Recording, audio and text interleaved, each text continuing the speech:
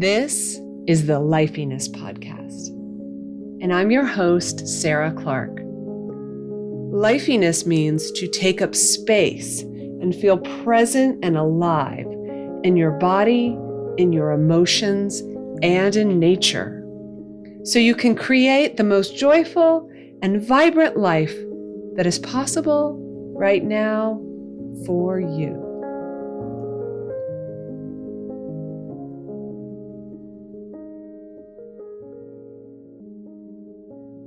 So in the last several years, I've really reacquainted myself with nature, like not just outdoors, but just kind of like the nature of being in the world and using my senses.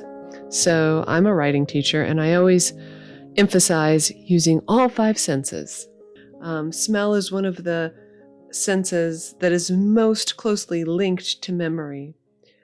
I have said these words, but I have not really felt them until the last few years. And what I've rediscovered is that this is so important to being a whole human being, meaning mindfulness is great, meditation is wonderful, but if I personally don't get into all 5 senses, if I don't really immerse myself outdoors and feel and sense things for at least a few minutes a day, then I start feeling kind of unreal. I start feeling disembodied. And I didn't really have words for this until recently. But as a kid, I was immersed in nature all the time. I grew up kind of way out, far out suburbs of Tallahassee on a lake, barefoot a lot of the time, in the lake, in the trees. I was good at being outside. I was good with animals. I was good making forts and climbing trees. And I was a kinesthetic learner before I knew what that was. And growing into an academic, I felt kind of separated from this. I didn't think that this was an important part of my life. But what I'm learning is that it's an important part of everyone's lives because we are part of nature. We are animals. And Dr. Jean Larson, who I'm interviewing today, she has really confirmed all of these kind of feelings that I've had. What I've learned is, something I've known intuitively and that you probably understand too. Or at least you did at some point in your life or in your young life. One of the things is that for some people, learning is so much easier when you use your entire instrument, when you use your whole body, your whole senses. Dr. Larson here, she had a learning disability. She had a language-based disability. But, she grew up just like me to become an academic. And it was her parents and her childhood that really helped her with this. They would take her into immersive experiences when they would travel, learning about history in a very immersive way where she could dress up like people in history. And she also, like me, grew up in the outdoors, close to the outdoors with horses and woods nearby and lakes. And this helped her become the well-educated person that she became later in life because she was able to use her gifts, which were more kinesthetic in nature, but were supported well because of this kind of full holistic experience that she had. So today I'm joined by Dr. Jean Larson, a faculty member at the University of Minnesota and developer of nature-based therapeutics, which she's going to tell us about. This is so interesting. It's a partnership between a spirituality and healing center and the Minnesota Landscape Arboretum. Thanks for joining me today, Jeannie. My pleasure. So today I'm joined by Dr. Jean Larson. Yes. You have a PhD in therapeutic recreation with an emphasis in therapeutic horticulture and minor in integrative medicine. So kind of all of the different pieces that I think are so important for a good human life. So thank you for being here. And if you could just tell us a little bit about the Bakken Center for Spirituality and kind of what nature-based therapeutics is. Sure. Well, I started the program back in 1992 at the University of Minnesota Landscape Arboretum, which is our botanical garden. It's over 2,000 acres. It's in the western suburbs of Twin Cities. And the director of the Arboretum at the time was a visionary, and he knew that we needed some kind of a horticulture therapy program. And so he hired me to do that. And so I actually started the program in horticulture therapy, but with a background in therapeutic recreation, I knew that not everybody likes to get their hands in the soil. And so over time, we've been adding other modalities, the animal assisted interventions and therapeutic landscapes and green exercise, some other ways in which people can engage with the earth, but not always in a garden. So that's where we got the term nature based therapeutics. It's an umbrella term that really describes the different interventions that we would use to bring people into nature. Just like integrative medicine is an umbrella term to describe things like Chinese traditional medicine, Reiki healing, um, yoga, a variety of different types of modalities of intervention underneath the umbrella of integrative medicine. So it just made sense that at the Arboretum, if we were going to have this kind of cutting edge program, that we connected with the Mm-hmm. university's cutting edge program with in the medical school um, with the Bakken Center for Spirituality and Healing. And so in 98, I was invited to help them do some design work. And then in 2000, we had our first healing landscapes conference, and we had Charles Lewis and Roger Ulrich, two of the seminal researchers in this area, and they came and talked. And so, kind of by default, I started Mm-hmm. to teach graduate level courses at the Bakken Center back in 2001. Wow, that's amazing. That's really, it's so interesting to have someone who can speak to, kind of that practical application where you're dealing with people who, are interacting with the landscape in your programs. And then the theory of the academic side where you're researching this, that's such a special place to be. Oh, thank you. I appreciate that. We were very deliberate in the design of the collaboration.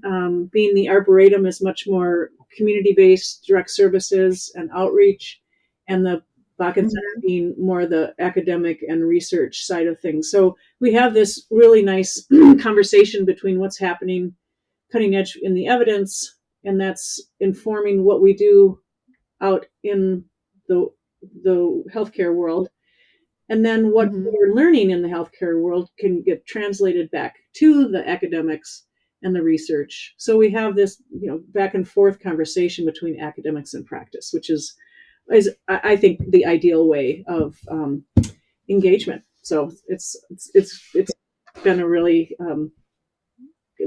it's just been great for me. So Yeah. So speaking of application, before we were recording, you told me a story about a patient that you worked with, an anecdote of just this time when you saw the patient change so much because you were taking them outside, and that really speaks to my experience with my dad who has Parkinson's, and I feel like he needs nature-based therapy a lot. I really think that he responds well to it. uh-huh. Can you tell me that story again? Sure. Well, just a little bit more context. So I have a learning disability, and so throughout my growing up, I've always kind of leaned into nature as my own grounding and my own source of self care and self agency. So when I was working at a intermediate care facility with children with disabilities or neurodivergent needs, one of the residents, one of the people that lived there, he had just super high tone, always moving, self stimulating, just never Hmm. relax or rest his body.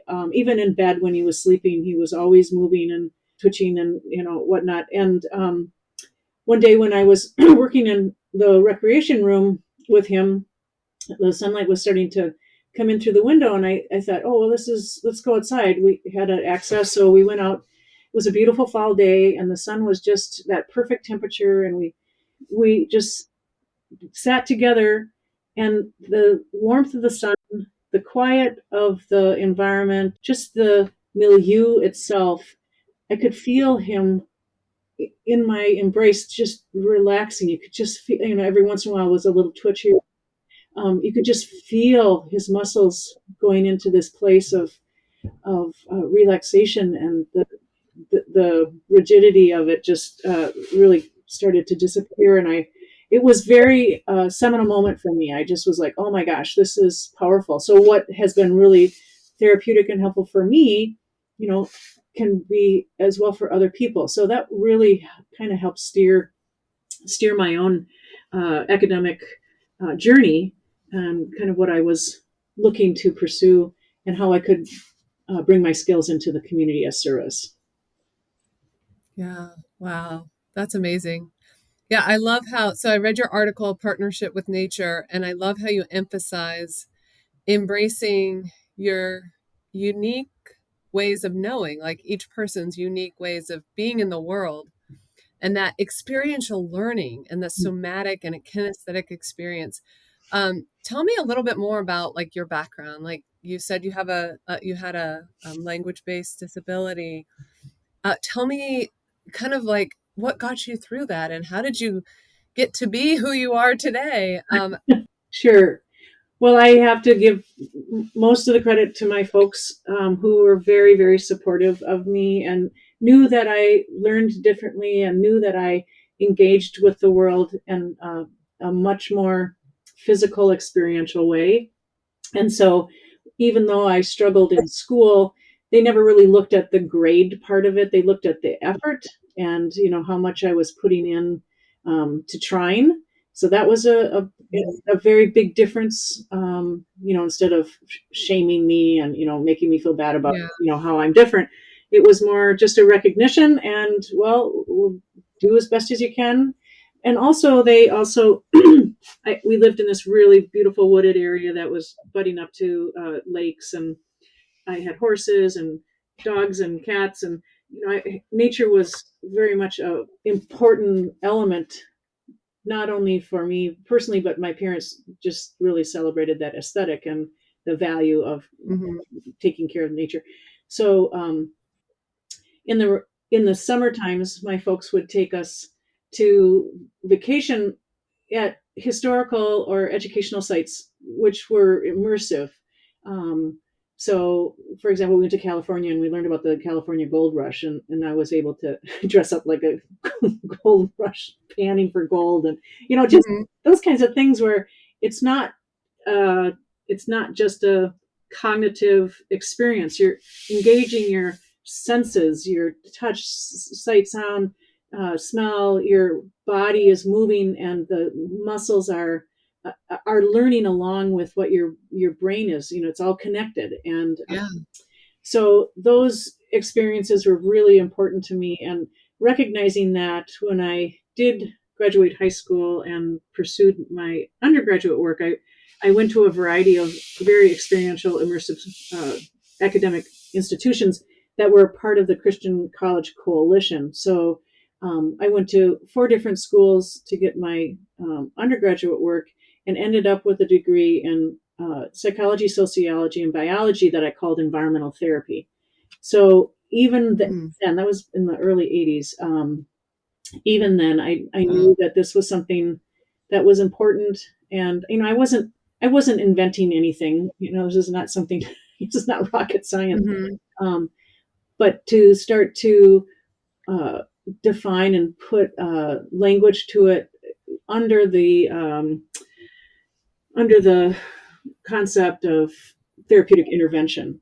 So when I Hmm. got to my graduate level, I was doing research, and we were looking at integrating um, kids with developmental disabilities into nature center education in the nature centers. Yeah. I don't know if you've heard the podcast 10% Happier with Dan Harris, but I was listening to a podcast about jobs the other day and about life, career, and, all that and purpose. And it sounds like you did exactly what they are recommending. Like he had a job expert on there for, helping young people with their careers. And that is to make, the pain of your childhood, or just kind of like the pain of your life, like whatever that might be, like create a unique kind of like opening, a pathway. Yeah. It becomes your calling. Yeah. And it sounds like that's what you did. Like you are responding to and kind of creating your own way in order to help other people. And I think that's so beautiful. Yeah, well, thank you. That's a really nice way of saying it, because I really do feel so lucky in all the jobs that I've ever had, and I've always loved my work. I've never really felt like it's anything humdrum or, like kind of Hmm. one to get the paycheck. And it's always been purposeful and passion that motivates me within my work. And I think it is probably very selfishly motivated because, I feel better when I'm in nature. And so I Yeah. probably perform better because I'm working in this environment that I feel so good in. And that probably is a Yeah. certain amount of um, energy that gets spread into the groups and folks that I work with. I'm sure that there's that attunement, that we all kind of are I'm sure. socially Yeah. connected. Yeah. I love that word, attunement. Yeah, you're attuned with others. And also that, just that anecdote that you had about the patient, it's not just nature that's kind of helping others, but like the human connection. So it's like Mhm. both, because we are Yep. we are of nature, right? Yep. So let's talk about that connection between humans and nature, which we sometimes like delineate, like there's a line between them. Let's talk about the term biophilia, because I'd never heard that term before, Mhm. and biophobia. Let's just cover both of them. What is biophilia? Well, the term biophilia is comes from a hypothesis that bio, nature, philia, love, that we're in love with nature, that we are a part of nature, that our DNA has evolved genetically with nature, and so it's a part of nature is a part of who we are, which makes complete sense because we've evolved alongside of plants and animals over our very short period of time here on Earth. And biophobia is actually a good way to describe biophilia is biophobia in the sense that we have generationally on a cellular level or verbal storytelling informed each other of what to fear in nature. Bio, nature, phobia, fear. Mhm. Um, and so, like a reaction to a spider, or a reaction to a snake, or a reaction to a mouse, those are all things that we've learned to avoid because it's all about survival. And if we get by a animal that will, like a rattlesnake, we die. Um, Yeah. so we have worked really hard over the arc of time to address our biophobia. And we've done an amazing job of that with technology as it is and how convenient everything is. Um, and we've worked so hard to make our lives away from all those fears of nature that we've actually disconnected ourselves to lose the biophilia, which is our love of nature. And so the hypothesis is this idea that it really is in us. It's a part of who we are. And the theories that are prominent in the field are attention restoration theory and stress reduction theory, which really are about measuring biomarkers, different ways in like skin conductance, blood pressure, heart rate, doing things from a kind of qualitative emotional scales and mental health scales, kind of a thing, when we are in nature. So the research over time has provided a very solid foundation in the idea that yes, we are of nature. Yes, we do feel better when we are in nature. But now the research is drilling down deeper into the weeds and trying to figure out, what kind of nature, how do you define nature, how much nature, the doses, that kind of a thing, so that we can Mhm. be a more specific and more articulate. Um, what happens in a urban setting as opposed to a rich green setting, and just that's a big issue for public policy and on having trees available and parks available in the city. If it's restorative and it makes people feel better, well, on a public health level, that's an important thing. So, Yeah. from your own personal, but then all the way up into policy impact and whatnot. The Hmm. first kind of the seminal research is a really clean research. I always like to refer it because Roger Ulrich, who came to the university back in the early 2000s, his research was looking at patients who had just had gallbladder surgery, and the patients in the hospital had very delineated rooms. One room looked out at a brick wall, the other room looked out at this beautiful landscape outside. And so he would just compared between these two views outside the window, and he looked at the need for pain analgesic pain medication.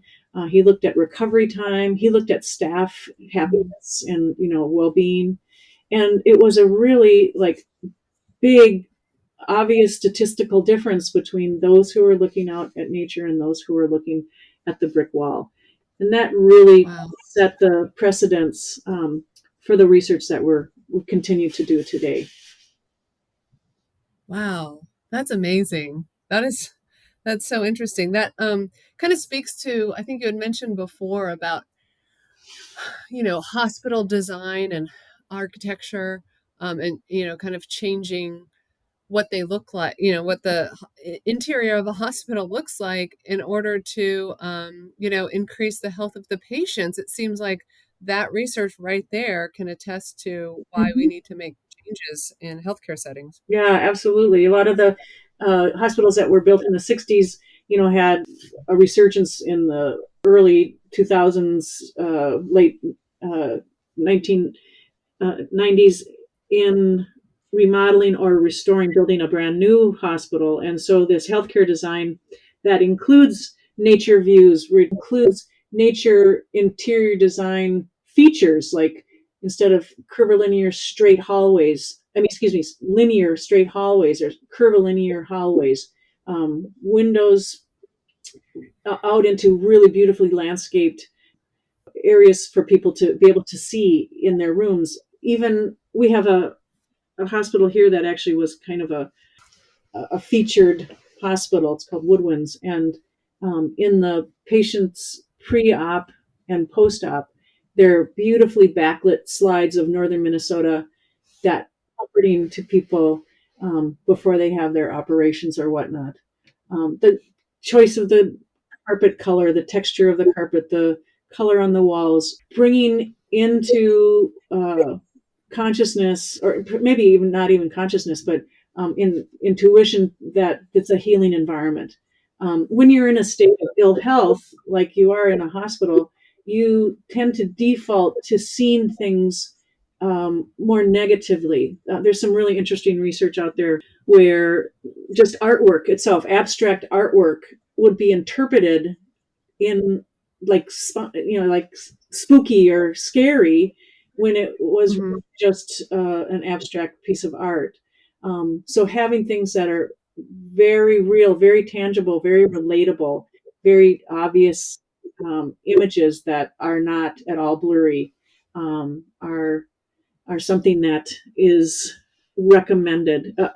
There are some new studies that are looking at fractals, where you would be taking, say, fractals are like where you have a tree, but then if you look at the branches look like the tree, and the branches look like the Hmm. stems, and the stems look like the leaves. I mean, it's that's what fractals are. It's just like this replication, replication, replication.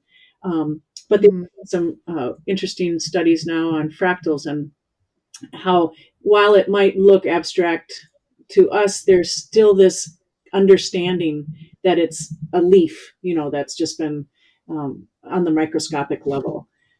So I think that's Hmm. interesting.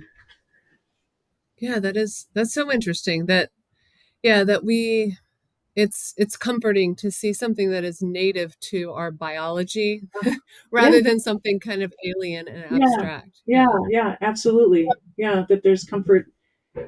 in in the pattern. I think we as animals Yeah. look for patterning. In fact, there's a whole there lots of research on how we are always trying to organize things and make things into patterns, and that goes back to our survival, and how that it's important for us to keep things in our head, in a manner that we understand, because if it's chaotic or disordered, that leaves us, feeling anxious.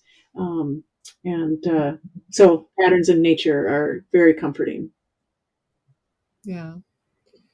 Yeah, that's so true.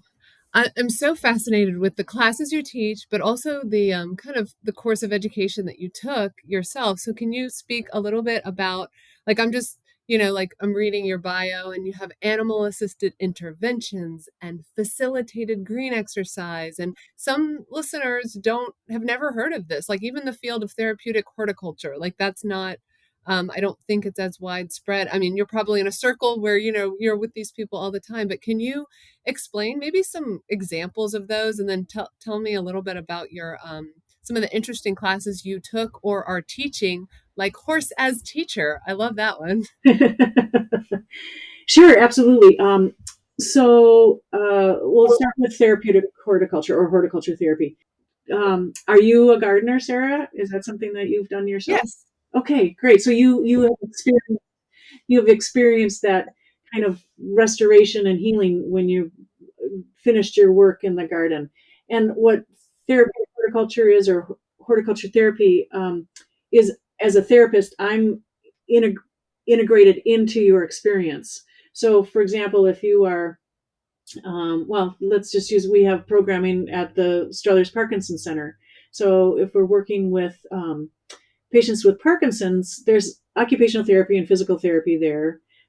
But we're going to take the exercises that they might be needing to do in OT and PT, and we're going to take those and we're going to bring them out into the garden. And so the patients are going to get the same kind of experiences that they might have in a lab, but they're going to have it out in the garden. And specifically with Hmm. Parkinson's, we're working on the secondary symptom of depression. We're not trying to cure Parkinson's, but we're working on the secondary symptom of depression, because that's a really, um, uh, it's a need to be addressed. As you know, with Yeah. other, it's like the body is not responding as it has, and there's a lot of there's a lot of frustration, and a lot of people just pull in and isolate themselves. And so the garden is a place, it's a very neutral place where we can get people out together, socializing, have a common purpose out in the garden. And then we're also doing these, in addition to the social, but we're also doing these, physical goals that are a part of the, the rehabilitation process. So Yeah. really what sets any of our modalities, whether we're partnering with animals, or if we're partnering with nature, or if we're partnering with a garden, it's really about having a specific intention or a purpose, and then some kind of measurable outcome that we can uh, document that this indeed is, helping this person, whether or not it's, increasing or maintaining, or whatever. Um, that's the difference between what you'll experience as a gardener and just your own experience of nature's healing power, and me as the therapist in that relationship. So that really sets what horticulture therapy is. And animal assisted interactions Yeah. are very similar, except now instead of a plant, you have the sentient being of a dog, perhaps. And you also have this oxytocin. It's a hormone that we have when we have this loving feeling. And many people have this loving feeling towards animals. And so that kind of kicks in. It's a, I think working with animals is just kind of like a super turbo therapy, because people have a lot of affection, for animals. So the same kind of a thing. We might be working with somebody on their grip strength, and so they have to hold on to the leash, um, as opposed to doing something in the lab again. So the the dog, or if you're working with a guinea pig, or even with miniature horses, the animals are there to partner with the therapist so that we have some sort of a beneficial outcome for the patient that we're working with. The same holds true with facilitated green exercise. You can go out for a walk in nature, you can have a great experience. I'm going to bring folks perhaps with Alzheimer's out on a facilitated walk. I'm going to make sure that as a therapist, nobody's going to get hurt when they're out there. And I'm going to design that walk. I'm going to structure that walk so that there's a lot of sensory integration into the experience. So that deeper part, the basal ganglia of our brain, can be triggered, and memory and reminiscence can emerge from the folks with dementia as they're just feeling the rich sensory experience around them. Yeah, I love that. And I can totally picture that because like I said, my dad has Parkinson's and um, my parents have a dog and it was always good for now he's in long-term residential, but when they were home, when he was home, just having the dog really, change you could see, because I know that depression well. In fact, I started like tearing up and getting emotional when you were talking about that. Mm. I think it's just so wonderful to have those programs at Mhm. places where because you're right. Sometimes it's like the drugs do their thing, Mhm. but it's the secondary, depression symptoms Mm.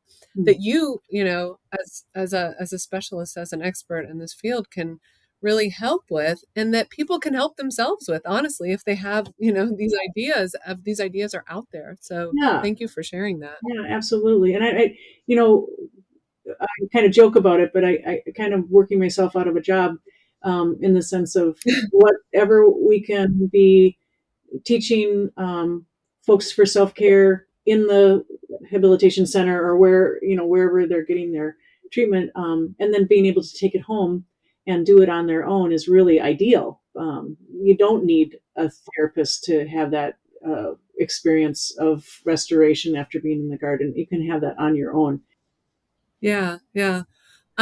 Before we wrap up, I want to ask you one question that I didn't get a chance to even put in here, but I wonder if you could speak to it in that, you know, I'm I'm always worried these days for myself, like that there's so much I have this digital presence, right? I'm always in front of a screen and I want to be outside. I Mm, wonder what you do in your everyday life. You're helping patients and you're helping people incorporate nature into their life. Do mm. you have a practice? Like, do you have a like maybe a daily practice, or is it just kind of like the like where you live is uh, it's already integrated into your life, but how do you keep nature in your daily life? What is your Do you have rituals? Do you have a practice? Do you just live in an amazing place? What are things that listeners can do to kind of incorporate nature in their daily lives? That I like that. I'm really glad that we're going to touch on that. That's really important. Yes, I do live in an ideal place. I'm fourth generation on my family's farm. So I look out on Wow. absolutely splendid basswood. It's over 100 years old. I mean, I do have a really beautiful place that I live. So I am very honored and lucky to be able to have that. But for somebody who's in a typical kind of cubicle, or a situation where there's no windows around, even having your screensaver and having really beautiful images that you love on your screensaver. I mean, some of the research is really interesting. They'll stress somebody, like show a scary movie, and then they'll show images of nature, and they'll see how quickly the body responds just from a stressor to the green images. And it's just amazing how quickly the body responds when you see that recognizable, even though you may not be consciously. It's like it's in our DNA, that we feel calmer Hmm. around it. So just having like screensavers, if you can have live plants, a really easy live plant that you grow that doesn't need barely any light is a ZZ plant. And I know Mm. husband is a therapist, and he works in a very dark office, and he has a ZZ plant, and it does just fine. Um, so if you can have live growing plants in your your area that you're working, but even if that's not possible, you know it's recommended that you have at least 20 or 30 minutes of nature each day, but that doesn't mean you have to do it all at once. That could be parking your car a little further away from your office so that you have to walk and then you are out Mm. in nature. It could be that instead of taking the elevator or whatever, you could take the stairs up into whatever the building is and have, if it has images of nature, windows along the stairwell. So there's ways in which you can factor nature into your daily dose, that Mhm. doesn't necessarily, require a set amount of time. Um, Even just taking that break, and you don't have to even be moving, just going out and slowing your body down and just looking out into nature. It's the version, it's the wind blowing the leaves, it's the birds flittering, it's those types of uh, actions that our brain doesn't have to think about. It's just uh, Mhm. it's a part of who we are. It's the focus thinking that takes so much out of us. So when we go out into nature, when we look at nature, it calms our brain. It's actually like turning the computer off. You're turning your brain off and giving it like a mental massage. And then you're restored, and you can reboot your energy so you can go back in to that focused, directed energy. So those kinds of things, just really, really simple ways in which you can integrate nature into your life, I think is really important. For myself, I have dogs, and so the dogs, it's like this double benefit. I get benefit of Mhm. outside in nature. The dog gets the benefit of having the sensory experience, and that exercise, energetic kind of release.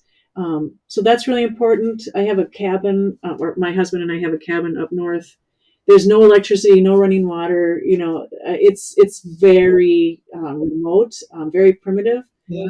but we always feel not only restored coming back from there, but we always feel more grateful. There's a gratitude because you can flip a switch here at home at the in the cities, but when you're up at the cabin, you have to actually use a match and you have to light a lantern.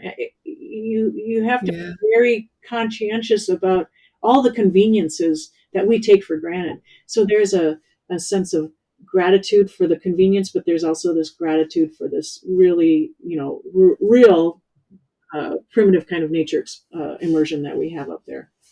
So those are just some things that, yeah, that maybe you,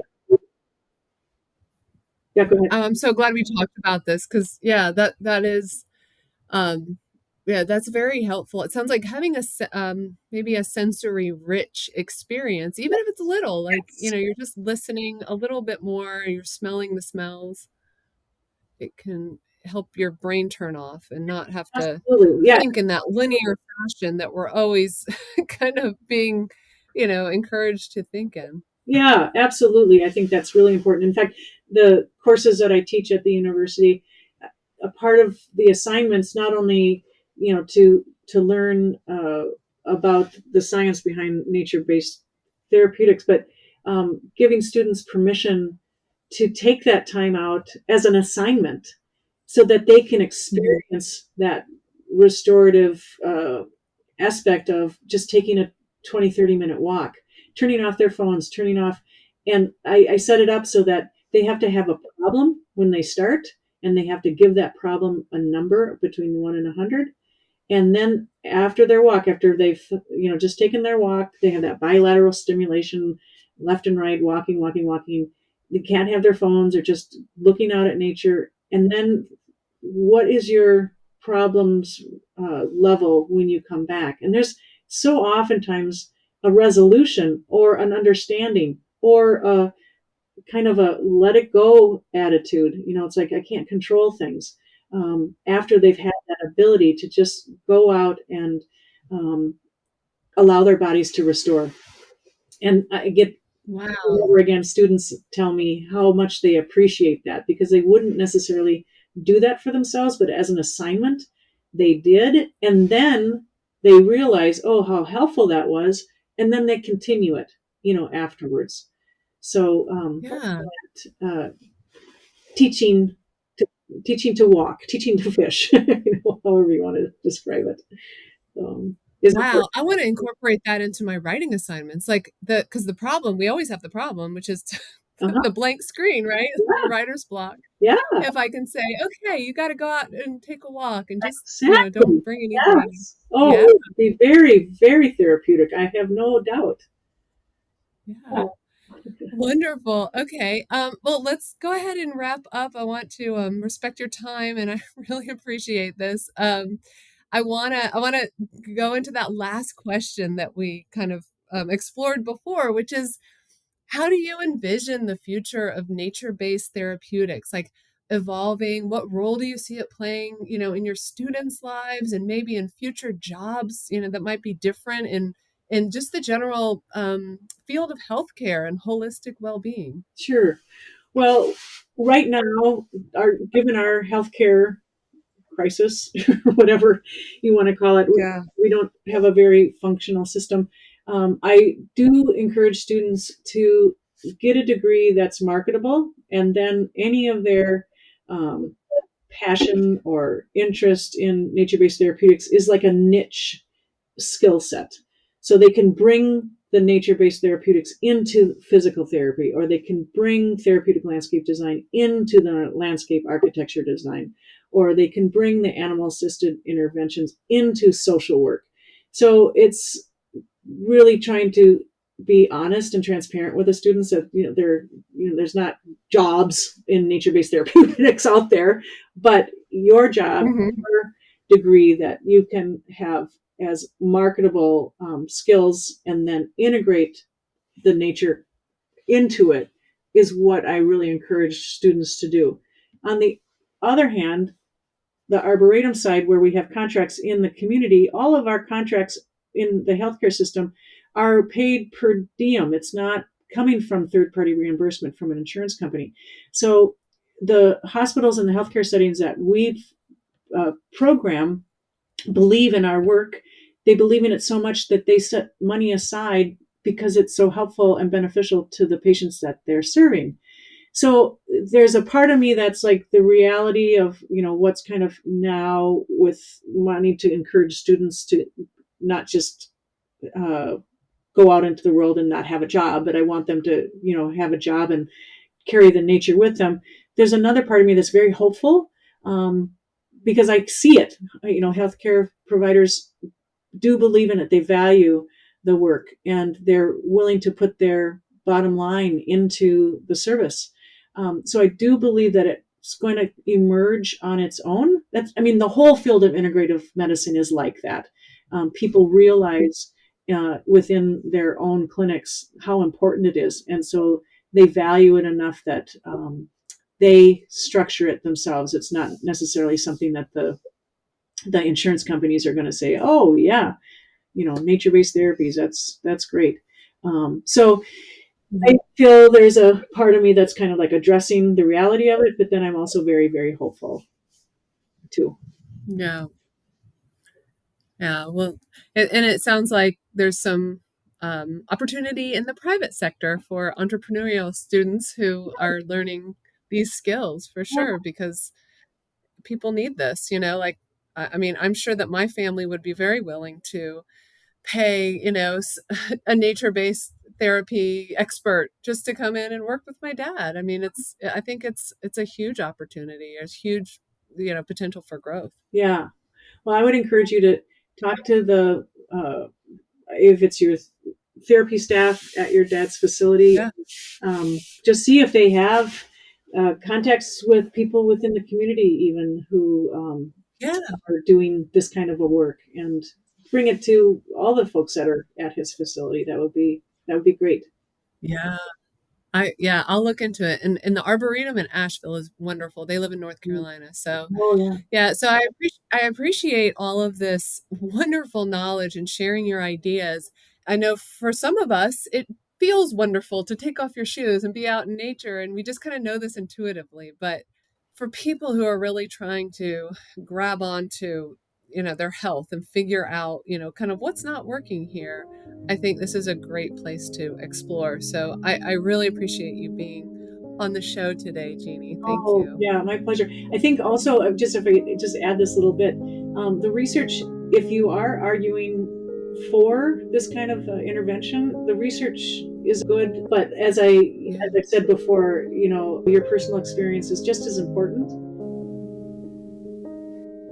Okay, folks. So that was Dr. Jean Larson from the University of Minnesota talking today about nature-based therapeutics. And if you'd like to learn more, please check out the show notes. I have links for the Bakken Center for Spirituality and Healing and for the Arboretum as well. Also, follow me at Book of Lifeiness on TikTok and Instagram.